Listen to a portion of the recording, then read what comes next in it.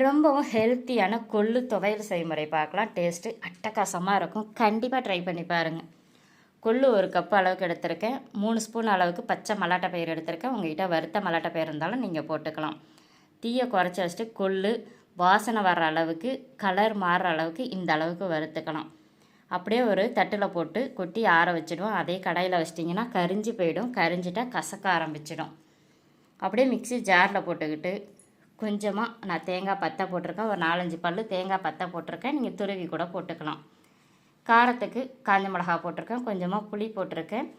தேவையான அளவுக்கு உப்பும் போட்டிருக்கேன். ஃபஸ்ட்டு தண்ணி ஊற்றாமல் குறப்பாக அரைச்சிக்கலாம்.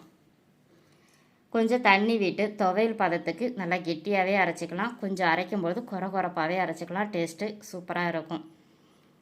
சுட சுட சாதத்தில் இந்த கொள்ளு போட்டு, கொள்ளு துவையில் போட்டு நெய் போட்டோ அல்லது நல்லெண்ணெய் போட்டோ பிசைஞ்சு சாப்பிட்லாம்.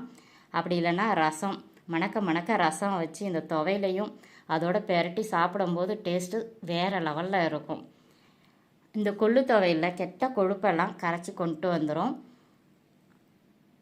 சுகரு கண்ட்ரோலுக்கு வரும். டேஸ்ட்டுமே அல்டிமேட்டாக இருக்கும். கண்டிப்பாக ட்ரை பண்ணி பாருங்கள். ரச சாதம், தயிர் சாதம், புளிக்குழம்பு கொஞ்சோண்டு தண்ணி ஊற்றி தாளித்து கொட்டினா சட்னியாகவும் யூஸ் பண்ணிக்கலாம். டேஸ்ட்டு வேறு லெவலில் இருக்கும். கண்டிப்பாக ட்ரை பண்ணி பாருங்கள்.